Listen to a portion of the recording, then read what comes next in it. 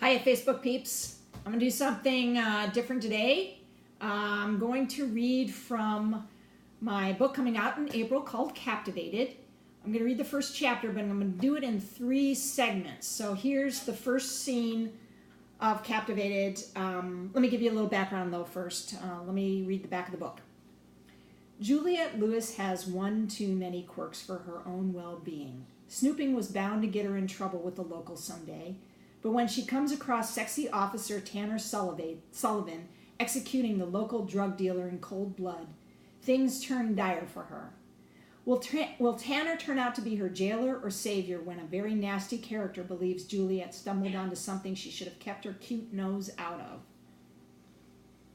Sparks fly when the obsessive-compulsive Juliet and the paranoid Tanner cross paths in this quirky thriller with a new twist around every corner. Okay. Scene 1, here we go. Juliet opened her eyes and felt the cold steel lightly pressed against her forehead. She didn't want to complain about the hard, uncomfortable wood chair Tanner had secured her to. That was the least of her problems. Fortunately, Tanner had used zip ties instead of duct tape. The sticky residue sometimes took an extra layer of skin and definitely most of a person's body hair when ripped off. She didn't know how she knew that. Too much crime story television, she supposed. Her stomach grumbled and she wasn't sure when she'd last eaten. That was probably a good thing at this particular juncture because she thought she just might vomit on top of the scuffed up wood floor. Now she pondered the last moments of her pathetic life. Juliet's eyes tracked a Tanner who was smiling at her. Or was it a smirk? She wasn't sure, and all the time Tanner had been in their little town, Juliet couldn't remember seeing her smile much. Juliet thought she'd caught her one day, but when Juliet did a double take, that same stoic expression returned to her face. It was a damn shame, in Juliet's opinion, because in that brief moment, the smile transformed Tanner's face. "I was wondering when you would waken from dreamland," Tanner said. "I had to assist you a little. Sorry about that.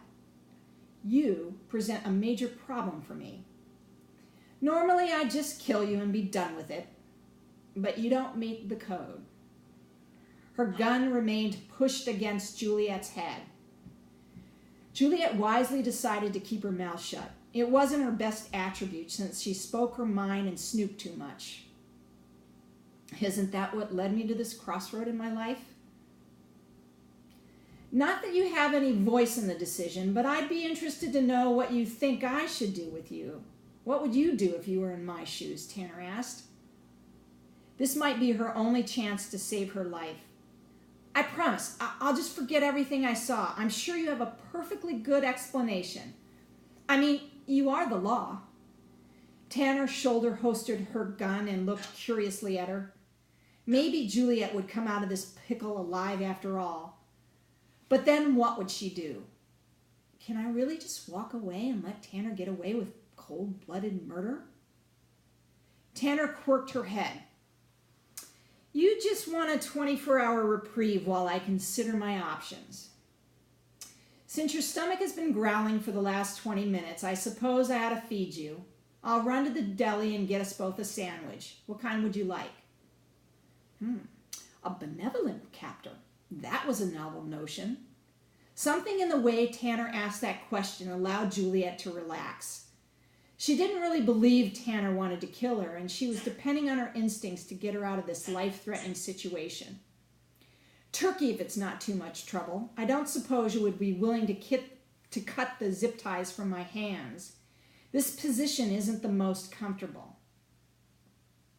"Don't push your luck, Juliet. One thing I am not is stupid."